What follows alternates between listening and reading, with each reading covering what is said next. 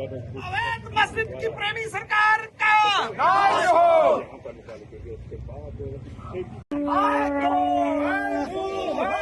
सरकार के खिलाफ अधिकारी नहीं चलेंगे, सरकार के खिलाफ अधिकारी नहीं चलेंगे।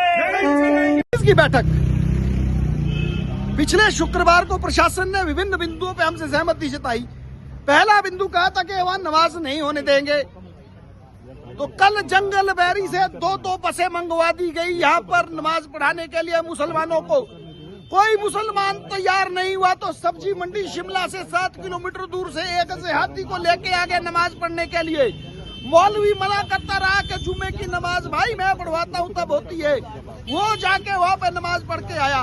सरकार के आदेश में जिस तरीके से वो देहाती यहाँ पे लाया गया है, वो सनातन के मुंह पे एक तमाचा मारने का प्रयास था। किस बात की वार्ता? और उसके बाद वार्ता की बात प्रशासन हमें फोन करके कहता है कि आप बैठक के लिए आइए। अरे जब आधिकारिक तौर पे आपने कमेटी फॉर्म किया, आप हमें पत्र भेजिए ना। हमें पत्र भेजने में आपके हाथ कांप रहे हैं, आपको भय लग रहा है कि आपके आका आपसे नाराज हो जाएंगे। तो प्रशासन को हम कहते हैं अपने आकाओं को खुश कीजिए, प्रदेश की सरकार को खुश कीजिए। हिमाचल प्रदेश की जो सरकार सनातन विरोधी सरकार है, हमारी नजर में उसकी क्या अहमियत है। आज हमने उसकी शव यात्रा निकाल के यहाँ पे अंतिम दाह संस्कार उसका कर दिया कि जिस प्रकार धोखा देने का काम जो सरकार कर रही है हिमाचल प्रदेश की सरकार, वो हम बर्दाश्त नहीं करेंगे। ये हमारा अंतिम निर्णय था। सरकार की नीयत में ही खोट है।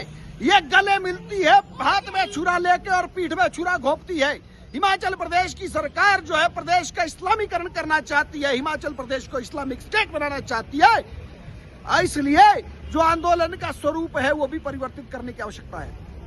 हम न्यायालय के आदेश की इम्प्लीमेंटेशन करवाने के लिए यहाँ बैठे थे और जब मामला सब जुडाइस हो गया, सब जुडाइस तो नहीं हुआ, माननीय न्यायालय में अपील दायर की, भी माननीय उच्च न्यायालय ने अपील को स्वीकार नहीं किया।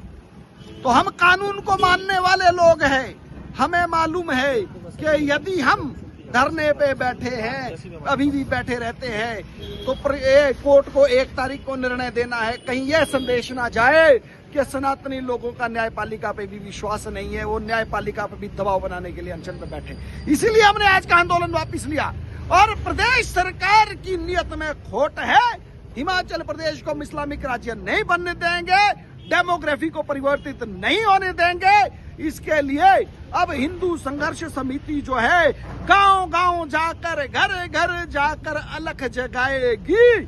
और अब जो आंदोलन होगा, हर घर से व्यक्ति निकलेगा, हर घर से सनातनी निकलेगा, तो जाके प्रदेश की सरकार की टांगे कांपेगी। कर दिया कि ऐसा कोई कृत्य हम नहीं करेंगे जिससे ये संदेश जाए कि माननीय न्यायालय पे किसी प्रकार के दबाव बनाने का प्रयास किया जा रहा है। इसलिए हमने यहाँ से जो अपने आंदोलन को बंद करने का निर्णय लिया है। ये जो यहाँ पर चल रहा था हमारा कमीशन। देखिए, सरकार जिस प्रकार से निरंतर, हमें तो आज पता लगा कि सरकार ने अभी तक जो वादे किए थे वो सारे झूठे थे। सरकार ने पहले कहा था कि जो हमारी बहनों के ऊपर भी एफआईआर हुई थी, भाइयों के ऊपर एफआईआर हुई थी, वो भी वापस ली जा रही है, सरकार ने कहा था। उसके बाद उन्होंने कहा था कि हम किसी भी प्रकार की मस्जिद में नमाज नहीं होने देंगे, हमने माना। उसके बाद सरकार ने कहा था कि हम 29 तक इस मस्जिद को पूरा सील कर देंगे, हमने माना, हमने सच माना कि वो प्रशासनिक अधिकारी है। परंतु अब जाके पता लगा कि ये प्रशासनिक अधिकारी पूरी तरह से झूठ बोल रहे थे।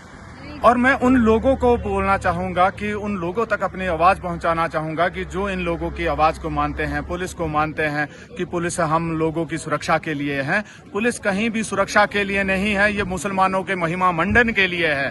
मुसलमानों को सुरक्षा देने के लिए पुलिस है, आपकी नहीं है।